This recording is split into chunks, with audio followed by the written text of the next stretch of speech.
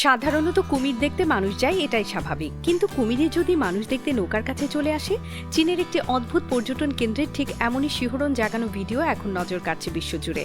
এই নদীতে গেলে মনে হবে নৌকার নিচে যেন পানি নয়, বয়ে চলেছে কুমিরের স্রোত।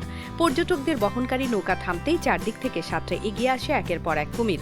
কিন্তু চীনের এই নদীতে কি এমন ঘটছে যার জন্য শত শত মানুষ নিজেদের জীবনে ঝুঁকিতে ফেলে সেখানে ছুটে যাচ্ছেন?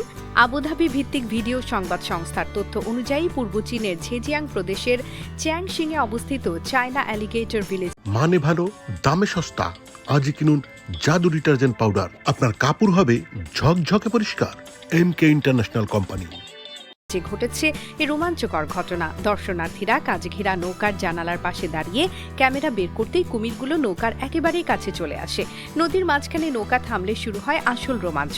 চারপাশ থেকে একের পর এক কুমির সাঁতরে নৌকার দিকে এগিয়ে আসে। ভয় আর রোমাঞ্চের এমন অভিজ্ঞতার সম্পর্কে জিয়াও নামের এক পর্যটক রসিকতা করে বলেন, মনে হচ্ছিল যেন এই পুকুরে কুমিরগুলোর খাবার হিসেবে আমাদেরই ছুঁড়ে ফেলা হয়েছে। তবে এই ভয়ের আড়ালে লুকিয়ে রয়েছে একটি অবিশ্বাস্য সাফল্যের গল্প।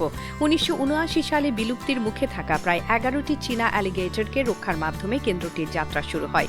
4 দশকেরও বেশি সময় নিরলস প্রজনন ও সংরক্ষণ কার্যক্রমের ফলে বর্তমানে সেখানে অ্যালিগেটরের সংখ্যা বেড়ে দাঁড়িয়েছে 9,000-এরও বেশি। প্রতি বছর নতুন করে প্রায় 500টি অ্যালিগেটর এই বিশাল পরিবারে যুক্ত হচ্ছে।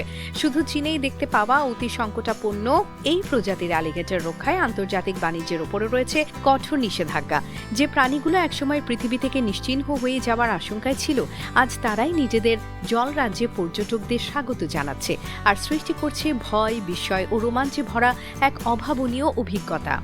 মুক্তি টিভি নিউজ ডেস্ক। আপনারা দেখছেন আমেরিকা থেকে সম্প্রচারিত মুক্তি টিভি।